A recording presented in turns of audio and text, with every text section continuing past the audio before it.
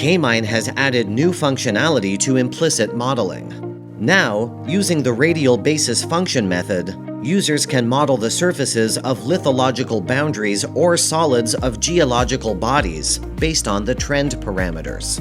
To showcase the new functionality, we will model the surface of an on-spec clay layer along the line of contact with the underlying rocks in this video. The clay layer at this deposit is eroded. There's no on-spec clay at all in some holes. This is why we will select surface and bottom in the implicit modeling task window. To pinch out the layer in zero thickness zones, we will select Consider Empty Intervals. Next, let's select interpolation so that the triangulation network of the surface has points of intersection with intervals in the holes without approximation. Now, we will select the rocks reference table from the drill hole field list, and then clay in the value field.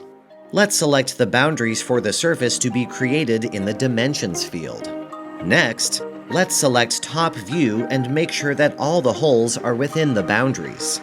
Let's enter the minimum thickness of clay to be considered in the estimated rock field, and the minimum thickness of host rocks that can be ignored in the clay interval in the adjacent rock field. As a result, we can see the wireframe surface of the clay bottom pinching out between the hole that intersected the clay layer and the hole where the layer is absent. Now, let's have a look at how a solid is created. It takes only a few seconds to create a solid for thick, massive ore bodies using implicit modeling. First, we select a solid. After selecting the rock ID from the rock's reference table, we will see the isometric solid that describes the shape of our ore body. Using additional settings such as border indent, step, trend parameters, smoothing factor, and so on, users can adjust the spatial position of the reference points, and therefore the shape of the solid. If necessary, in addition to the hole intervals, we can include any auxiliary objects, such as lines or point objects, as reference points.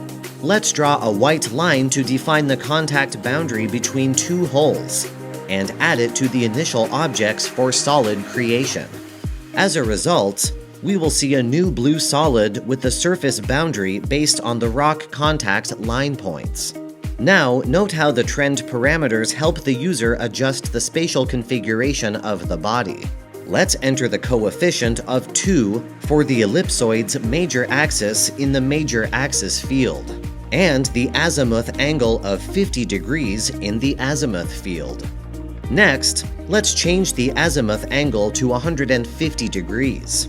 Let's make the solid red to see the difference with the previous option. Users can also change the plunge and the incidence angle. For example, the azimuth is 0.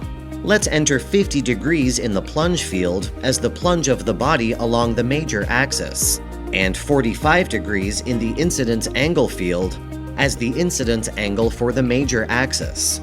Let's make our solids green.